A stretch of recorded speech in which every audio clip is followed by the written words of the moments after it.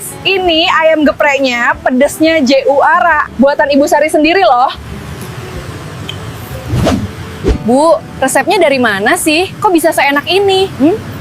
Warisan nenek, Nak, dari kampung. Lihat tuh guys, sambelnya fresh langsung diulek. Gila sih, aku speechless. Bu, ini level pedesnya kayak manten. Ya ampun, tapi bikin nagih kan? Alhamdulillah. Yuk guys, Nadia udah buktiin sendiri kalau ayam gepreknya Bu Sari, jos. Gas, mampir.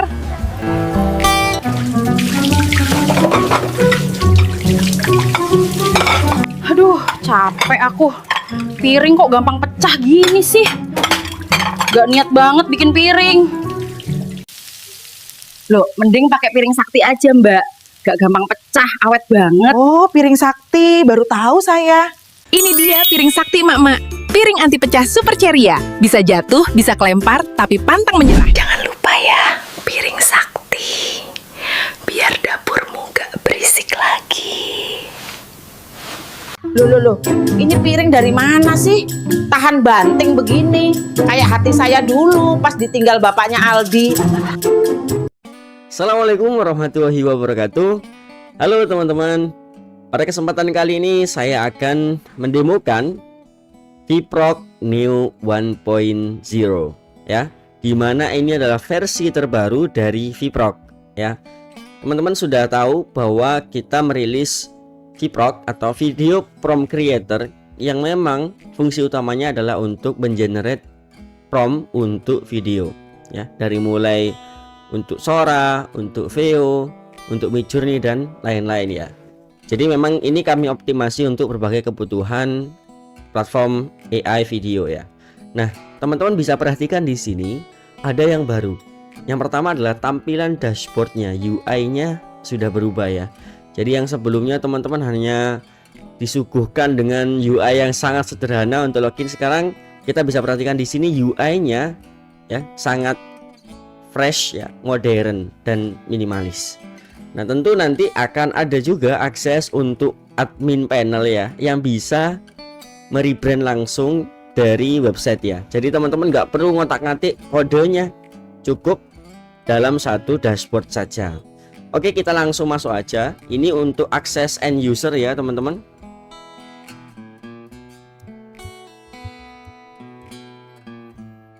Oke. Nah, tampilan utamanya seperti ini ya, yang baru teman-teman.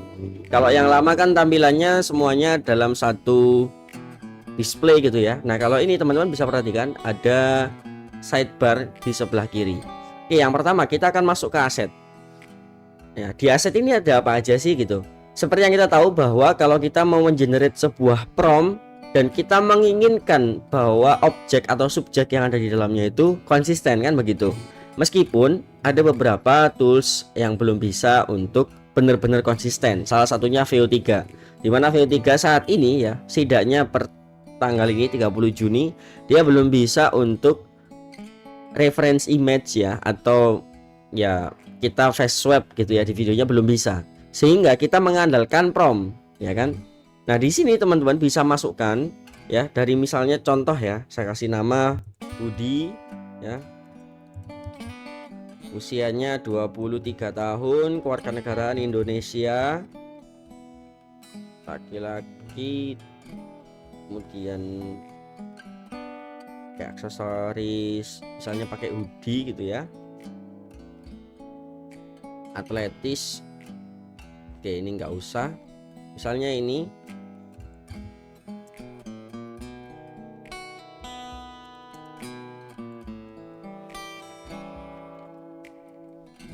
Nah, teman-teman bisa masukkan tuh karakteristik ya, atau detail tambahan yang mana ini nanti akan di-generate di tools AI-nya, sehingga nanti harapannya ya konsistennya tuh di pakaian atau di karakteristik dari si tokoh atau subjeknya tadi. Jadi kita masukkan warna rambut, aksesori, bentuk badan, dan info lain. Ini tujuannya adalah supaya hasilnya itu lebih konsisten teman-teman ya.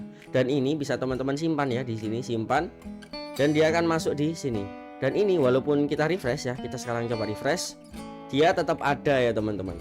Bahkan ketika teman-teman meng-close browsernya, karakter ini masih tersimpan karena sistemnya adalah menyimpan di dalam browser, teman-teman. Seperti itu ya. Oke, ini untuk karakter. Nah, kemudian biasanya teman-teman kan juga butuh untuk promosi. Nah, sehingga kita sediakan juga fitur objek juga di sini. Misal ya, teman-teman memasukkan objek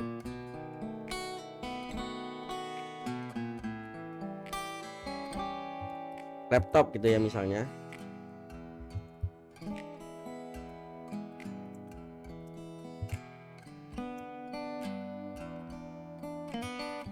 Misal seperti ini ya, atau teman-teman ganti juga dengan misalnya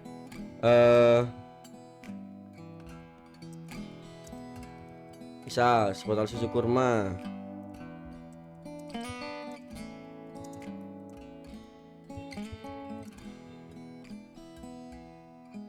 Misal seperti ini ya, bebas ya teman-teman.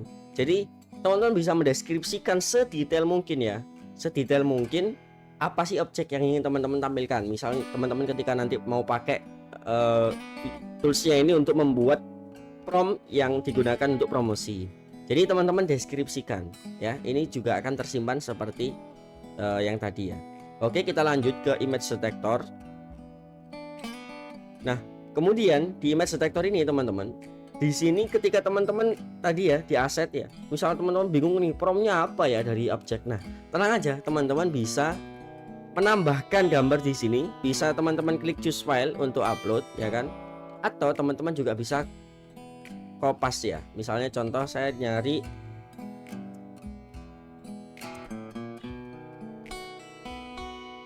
nah misal ini ya, gambar ini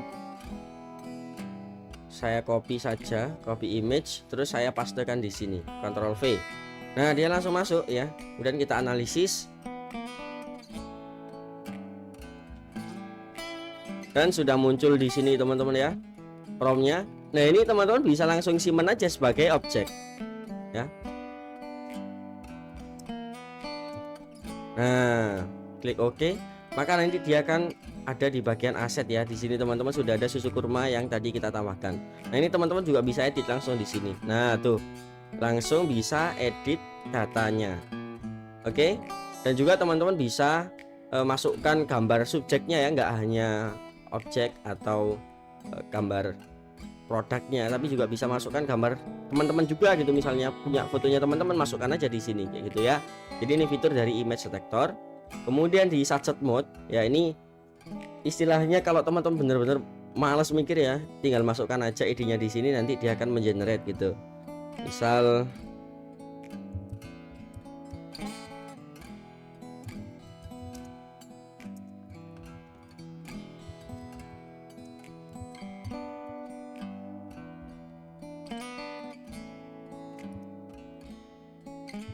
contoh seperti ini teman-teman ya. Nah, nanti dia ada scene 1, ada scene 2. Nah, ini tinggal teman-teman kopas aja gitu ya. Di sini sudah dilengkapi dengan dialognya juga. Oke, kemudian kita lanjut ke manual mode, dimana di manual mode ini termasuk yang paling lengkap teman-teman ya, dimana teman-teman bisa masukkan deskripsi utamanya, detail subjeknya ya, bahkan produknya juga, style videonya, latarnya ya, dan seterusnya. Dan misal teman-teman nggak mau ngisi semua, cukup diisi di sini aja juga sudah bisa teman-teman ya. Misal ini kita kopas, kita masukkan juga di sini. Nah, kita masukkan ini tadi ya, objeknya, style videonya. Misal kita mau style video yang 3D ya, misalnya pergerakan kameranya statis ya.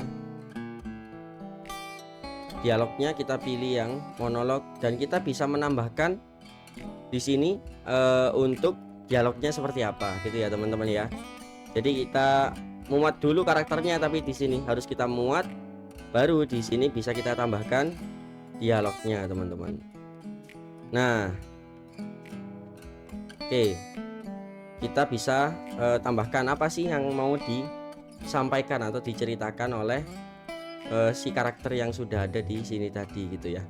Tinggal teman-teman isikan gitu, dia ngomong apa gitu ya. Kemudian kita hasilkan prompt di sini.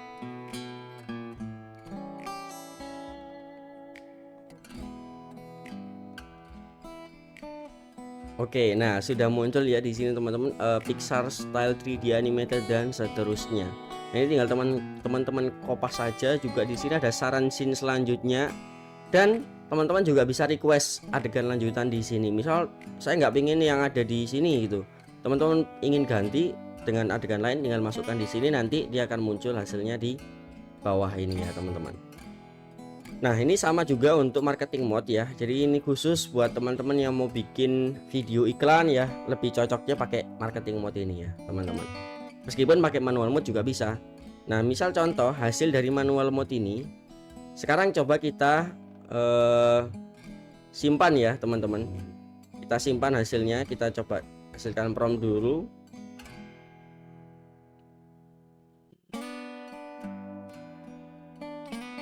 Oke, kita simpan prompt.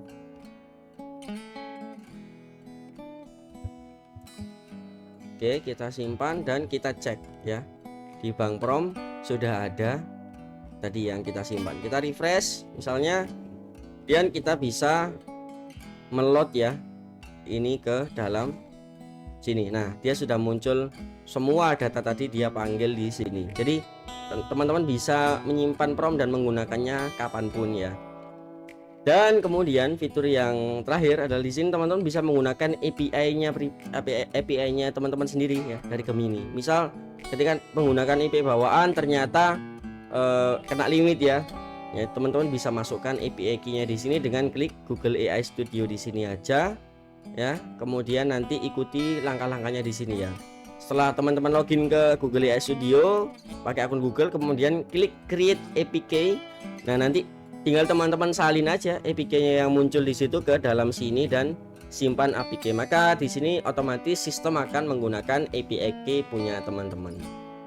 Oke, seperti itu aja sih tampilan terbaru dari Kiprok Neo ya. Meskipun nanti dalam waktu dekat juga akan ada pembaruan ya. Tapi yang jelas sekarang dengan adanya tampilan ini dan dashboard yang baru, teman-teman akan lebih mudah terutama dalam memodifikasi UI, memodifikasi merek ya, rebrandnya, mengganti namanya dan seterusnya. Seperti itu teman-teman ya. Ini untuk versi dark dan ini versi lightnya. Oke, terima kasih teman-teman. Kita tunggu teman-teman untuk bergabung di Kiprok ya. Sampai jumpa di member area. Assalamualaikum warahmatullahi wabarakatuh.